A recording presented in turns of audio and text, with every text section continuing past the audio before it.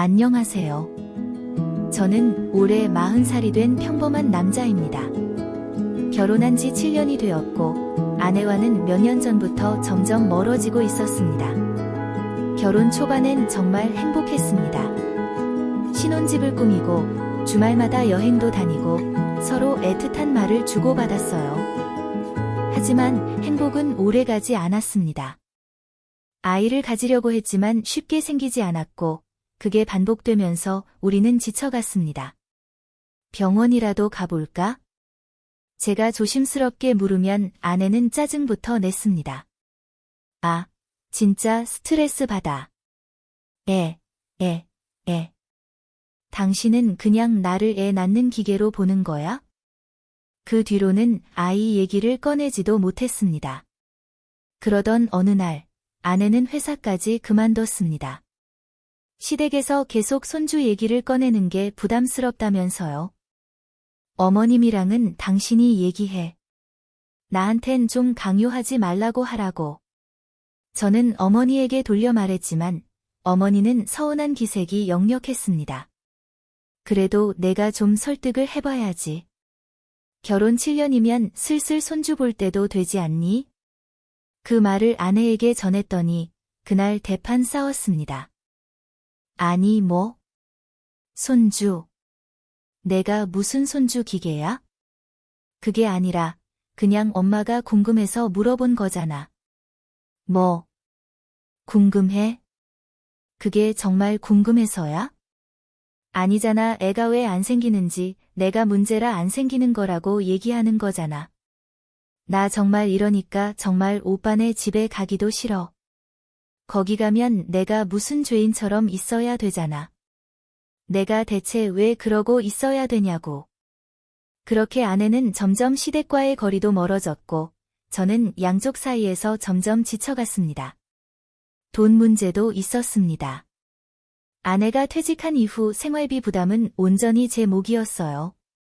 한 달에 400만 원이 넘게 나가는 대출금, 생활비, 양가 용돈까지 감당하려니 벅찼습니다. 아내는 아이를 갖겠다는 것을 명분 삼아 일을 그만두고 이것저것 취미를 시작했습니다. 나 용돈 좀 올려주면 안 돼? 요즘 힘들어. 당신도 알잖아. 힘든 거 아는데 나도 사람 만나고 해야 하잖아. 아이를 가지려면 마음을 편하게 먹으라며. 그렇게 시간은 흘렀고 우리는 점점 다른 세상에 살고 있었습니다. 자연스럽게 몸도 마음도 멀어졌습니다. 오늘 피곤해. 그냥 자자. 부부관계도 딱 끊어졌습니다. 처음엔 단순한 피곤함이라 생각했지만 3개월, 6개월, 1년. 시간이 흐를수록 저는 아내를 만질 수도 다가갈 수도 없었습니다. 그런데 이상했습니다. 피곤하다는 사람이 주말이면 화려하게 차려입고 나갔습니다. 나 친구 만나러 가. 알아서 들어올 거니까 연락하지 마. 알았어. 재미있게 놀고 올 때만 언제 온다고 연락해줘. 알았어. 친구 모임이 별로 없던 아내였는데 언제부턴가 매주 나가고 있더라고요. 처음엔 그러려니 했지만 어쩐지 느낌이 좋지 않았어요. 그리고 제 직감은 틀리지 않았습니다. 불륜의 현장, 그리고 뻔뻔한 두 사람. 그날은 우연이 아니었습니다. 퇴근 후 차를 몰고 집으로 가던 길이었습니다. 그런데 어두운 골목 한쪽에 익숙한 실루엣이 보였습니다. 아내였습니다. 그리고 그녀의 옆에는 한 남자가 있었습니다. 두 사람은 가로등 아래에서 서로를 바라보며 웃고 있었습니다. 오늘 너무 좋았어. 나도. 내 덕분에 살 것 같아. 남자는 내 가장 친한 친구, 준석이었습니다. 아내는 두 손을 그의 목에 감았고 준석은 자연스럽게 아내의 허리를 끌어당겼습니다. 그리고 아무렇지 않게 입을 맞췄습니다. 그 장면을 보는 순간 저는 온몸이 얼어붙었습니다. 이게 현실인가? 내가 지금 보는 게 뭐지? 말도 안 되는 장면을 보고 있는데 두 사람은 거리낌이 없었습니다.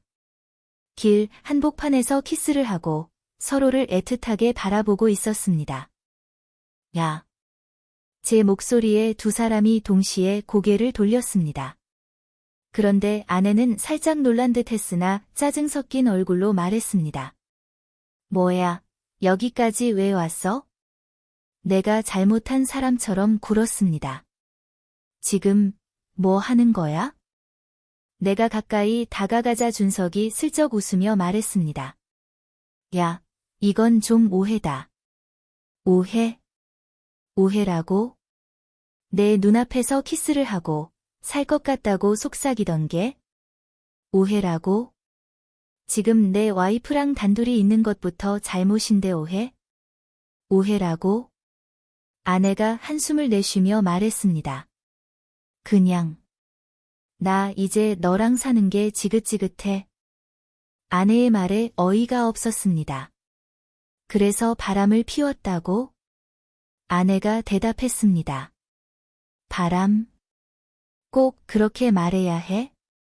순간 웃음이 나왔습니다. 이게 현실인가 싶어서. 그래, 내 말대로 재미없었겠지. 근데 그래서 이딴 식으로 하는 게 맞아? 그럼 내가 뭐 어쩌라고? 너랑 사는 게 숨이 탁탁 막혔다고. 준석이 옆에서 어깨를 으쓱하며 말했습니다. 야, 너무 흥분하지 마라. 솔직히 내가 좀 무뚝뚝하긴 했잖아. 이쯤 되면 사람 환장합니다. 내 친구라는 놈이 내 아내랑 바람을 피우고 오히려 나한테 잘못이 있다고 말하고 있었습니다. 너 이 새끼야. 너가 지금 나한테 어떻게 이럴 수가 있어? 준석이가 비아냥거리며 말했습니다. 친구. 친구 같은 소리. 내가 너랑 그렇게 친했냐? 어릴 때부터 나를 그렇게 무시하더니 친구? 친구 같은 소리 하네. 내 아내 내가 뺐으니까 아쉽냐? 이제는 대놓고 비웃었습니다. 나는 더 이상 말을 할 수 없었어요. 그날 나는 결국 아무 말도 하지 못한 채 그 자리를 나왔습니다. 머릿속이 하얘졌어요. 심장이 터질 것 같았고 온몸이 떨렸습니다. 차에 타자마자 숨을 몰아쉬었습니다. 이게 지금 꿈인가? 그랬으면 좋겠다고 생각했어요. 하지만 현실이었습니다. 한참을 앉아 있다가 집으로 향했습니다. 그런데도 머릿속엔 아내와 준석이 키스하던 장면이 계속해서 떠올랐어요. 집 앞에 도착했을 때는 이미 밤 11시가 넘어가 있었습니다. 나는 천천히 문을 열었습니다. 집 안은 조용했습니다. 마치 아무 일도 없었다는 듯이. 거실에는 불이 꺼져 있었고 침실에서 미세하게 조명이 새어나왔습니다. 나는 신발을 벗고 천천히 침실로 향했습니다. 문을 열자 아내가 침대에 앉아 휴대폰을 보고 있었습니다. 내가 들어왔는데도 시선 한 번 주지 않았어요. 마치 나를 신경 쓸 필요도 없다는 듯한 태도. 그 순간 모든 감정이 폭발했습니다. 야. 아내는 쳐다보지도 않고 대답했습니다. 뭐? 설명해봐. 뭘? 나는 침대 옆 협탁을 주먹으로 내리쳤습니다. 쾅! 하는 소리에 아내가 흠칫하며 고개를 들었습니다. 뭐냐고? 지금 장난해?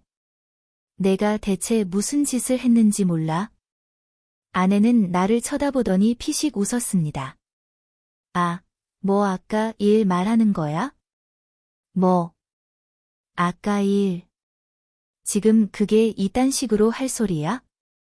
왜 이렇게 흥분해? 밖에서 다 끝난 얘기잖아. 그렇게까지 했으면 끝난 거 아니야? 끝났다고? 나는 믿을 수 없다는 듯이 아내를 노려봤습니다. 내 심장이 터질 듯한데 이 여자는 너무나도 태연했습니다. 아니, 오히려 귀찮다는 듯한 표정을 짓고 있었습니다. 너가 바람을 피웠어. 내 친구랑. 그런데 그딴 식으로 해놓고 결론은 끝났다. 그게 다라고? 그게 다냐고. 그럼 그게 다지 뭐 어떡하라고. 뭐 어쩌라는 건데. 이제 뭐 어쩔 건데? 그 태도에 머리가 띵해졌습니다. 내 앞에서 키스를 해놓고 나를 비웃던 그 놈을 두둔해놓고도 저렇게 당당할 수 있습니까? 어떻게 나한테 이럴 수가 있어? 진짜 몰라서 물어? 그래. 모르겠다. 설명 좀 해줘봐. 당신이랑 사는 게 재미가 없었어. 맨날 회사, 돈, 현실 타령. 난 여자야. 나도 설레고 싶고, 사랑받고 싶고, 여자로서 느끼고 싶었다고. 정말 그딴 이유로 내 친구랑 그딴 짓을 해? 네가 사람이야? 외롭다고 느꼈으면 나한테 말을 하던가. 결론은 바람피는 거였다. 말해서 뭐 하게? 어차피 당신은 안 바뀌잖아. 그럴 시간도 없고 노력도 안 할 거잖아. 나는 황당해서 헛웃음이 나왔습니다. 그래서 결국 바람을 폈다. 사랑했어. 뭐? 나, 준석 오빠 사랑했다고. 그 말을 듣는 순간 뭔가 확 끊어졌습니다. 그럼 계속 사랑해봐. 난 너랑 못 살아. 이혼해. 아내는 예상이라도 했다는 듯이 피식 웃었습니다. 그래. 드디어 그 말 나오네. 오빠가 이혼하자고 하는 거 기다렸어. 내가 이혼하자고 했다고 너가 불리할 것 같은 거야? 아니, 천만의 말씀. 너 정말 후회할 거야. 후회. 웃기지 마. 내가 준석 오빠랑 얼마나 잘 사는지나 지켜봐. 나는 더 이상 대꾸할 가치도 없다고 생각했습니다. 그냥 자리에서 일어났어요. 그리고 그 순간 단 하나만 결심했습니다. 이 여자 반드시 후회하게 만든다. 그날 이후 저는 아내와 단 한마디도 하지 않았습니다. 말을 섞어봤자 의미 없다는 걸 깨달았기 때문입니다. 어차피 우리는 이혼할 사이였습니다. 제가 아무리 화를 내고 따져봤자 아내가 변할 리 없었습니다. 그러니 오히려 조용히 준비하는 게 맞다고 생각했습니다. 그렇게 우리는 같은 집에 살면서도 서로 없는 사람처럼 지냈습니다. 그러던 어느 날 한밤중에 문이 덜컥 열렸습니다. 우리 이혼해. 이혼하자고. 아내가 술에 잔뜩 취한 채 비틀거리며 들어왔습니다. 야, 너 왜 거기서 자고 있어? 소파에서 자지 말라고 했잖아. 저는 아무 말도 하지 않았습니다. 야, 이혼하자니까? 듣고 있어? 아내는 비틀거리며 다가와 제 어깨를 툭툭 쳤습니다. 알코올 냄새가 코를 찔렀습니다. 나 이제 자유롭게 살 거야. 알아? 당신이랑 살면서 숨 막혔다고. 그 말을 듣는데 우습기까지 했습니다. 숨 막히던 사람이 바람을 피우면서도 같은 집에서 잘만 살고 있었으면서요. 아내는 술기운에 비틀거리며 거실 테이블 위에 있던 물병을 들더니 쿵 소리를 내며 내려놓았습니다. 이혼해. 내일 당장 이혼 서류 가져와. 전 여전히 아무 대답도 하지 않았습니다. 그냥 묵묵히 그녀를 바라봤습니다. 그러자 아내가 코웃음을 치며 말했습니다. 뭐야, 이젠 화도 안 나? 참나. 그렇게 쿨한 척할 거였어? 아내의 태도는 점점 더 뻔뻔해졌습니다. 아, 몰라. 나 이제 당신이랑 끝낼 거야. 이제 내 마음대로 살 거라고. 자유롭게. 그렇게 소리를 지르더니 술기운에 비틀거리며 침실로 들어갔습니다. 문을 쾅 닫는 소리가 거실까지 울렸습니다. 저는 여전히 가만히 앉아 있었습니다. 이혼해? 저는 조용히 중얼거렸습니다. 그래. 원하는 대로 해주지. 다음 날 아침, 아내가 부스스한 얼굴로 침실에서 나왔습니다. 전 이미 양복을 입고 출근 준비를 마친 상태였습니다. 아내는 머리를 쓸어올리며 물었습니다. 어제 내가 조금 취했어. 저는 고개를 돌려 아내를 바라봤습니다. 어제 이혼하자고 난리더니 기억 안 나? 아내는 순간 표정을 굳히더니 이내 코웃음을 쳤습니다. 술김에 한 소리를 다 진지하게 받아들이네. 그럼 내가 원한 대로 해주면 되겠네. 뭐? 이혼 서류 준비 중이니까 내 짐도 같이 싸두는 게 좋을 거야. 그 말을 듣자 아내의 표정이 달라졌습니다. 그래. 이혼할 거면 빨리 해. 빨리 하라고. 왜? 어제는 그렇게 떠들더니 막상 내가 준비한다니까 당황해? 아내는 제 눈을 똑바로 쳐다보다가 갑자기 비웃으며 말했습니다. 아니, 나는 좋아. 드디어 내가 사랑하는 남자와 살면 되겠는데? 당장 짐 싸서 나갈 거야. 그러더니 정말로 방으로 들어가 캐리어를 꺼내 짐을 쑤셔 넣기 시작했습니다. 나갈 거면 빨리 나가. 제가 그렇게 말하자 아내는 짐을 마저 챙기고 현관으로 향했습니다. 두고 봐, 당신 같은 남자랑 사는 게 얼마나 답답했는지 곧 깨닫게 될 거야.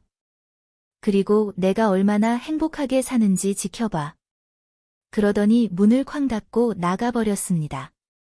전 조용히 소파에 앉아 있었습니다. 잘 살아라. 혼잣말을 남긴 채 저는 커피를 한 모금 마셨습니다. 아내는 짐을 싸서 곧바로 준석이 있는 곳으로 갔습니다. 하지만 둘이 오래 가기는커녕 한 달도 안 돼서 상황이 급격히 변했습니다. 준석이 다니던 회사에서 불륜 소문이 퍼지면서 그에게 불이익이 쏟아졌습니다. 중요한 프로젝트에서 제외되었고 팀 회식에서도 은근히 배제당했습니다. 그제야 준석은 심각성을 깨달았습니다. 이대로 가다간 정말 직장을 그만둬야 하나? 그는 스트레스를 견디지 못해 매일 술을 마셨고 지쳐갔습니다. 그런데 문제는 아내는 직장이 없던 상태였다는 것이었습니다.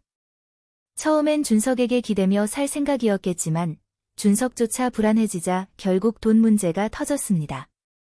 나 혼자 감당하기 힘들어. 너도 이제 일 좀 해야 하지 않겠어? 준석이 그렇게 말하자 아내는 불쾌한 표정을 지었다고 합니다. 하지만 현실적으로 어쩔 수 없었을 겁니다. 아내는 처음에는 일자리를 알아보려고 했습니다. 하지만 경력이 단절된 상태에서 좋은 직장을 구하는 건 쉽지 않았습니다. 설상가상으로 아내가 다니던 회사에서도 그녀의 불륜 소문이 돌고 있었습니다. 덕분에 어디를 가도 좋은 반응을 얻지 못했습니다. 결국 아내와 준석은 매일같이 싸우며 지낸다는 근황이 들려왔습니다. 그때 그냥 조용히 살걸. 그렇게 후회하고 있을지는 모르겠지만 이제 제게는 아무런 상관이 없는 일입니다. 저는 다시 제 삶을 되찾았습니다. 이 이야기를 듣고 계신 여러분, 부디 저처럼 바보처럼 살지 마십시오. 배신은 절대 용서할 일이 아닙니다.